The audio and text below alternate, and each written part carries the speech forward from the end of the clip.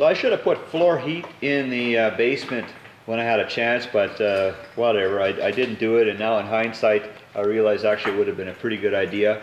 So I rented one of those big jackhammers, and a local lumberyard had one, and it's like the kind that you'd maybe see the city crews using on the streets. It's got a bigger one.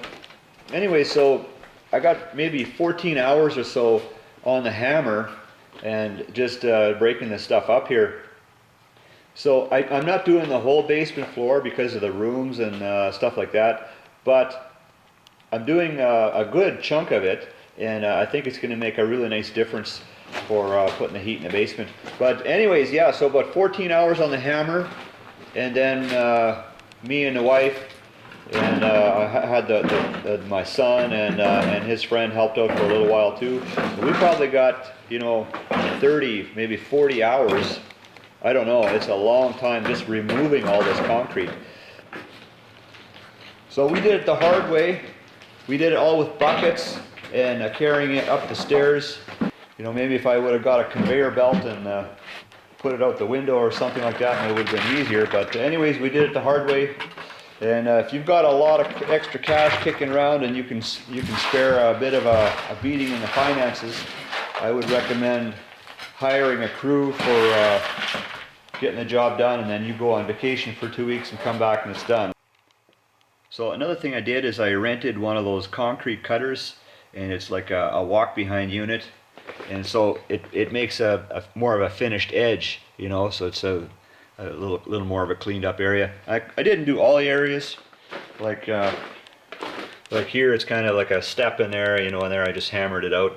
So there's other areas where it didn't get the cutter, but that thing was it's like a two-stroke gas engine, and I tell you, a lot of smoke and fumes down here. So we had a fan set up to vacuum the fumes out and stuff, but I tell you, it was still not a lot of fun using that thing.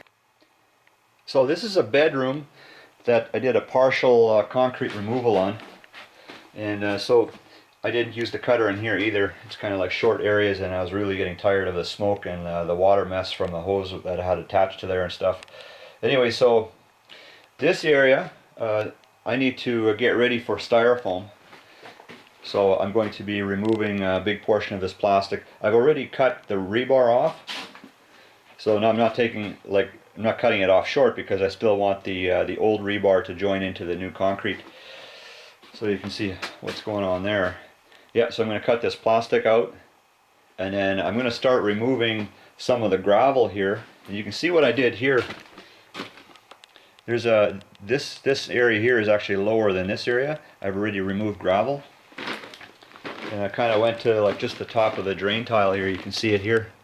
So I've taken off maybe about this much gravel, and what I'm doing is I'm trying to make some room for styrofoam. So you want to get some styrofoam in under here.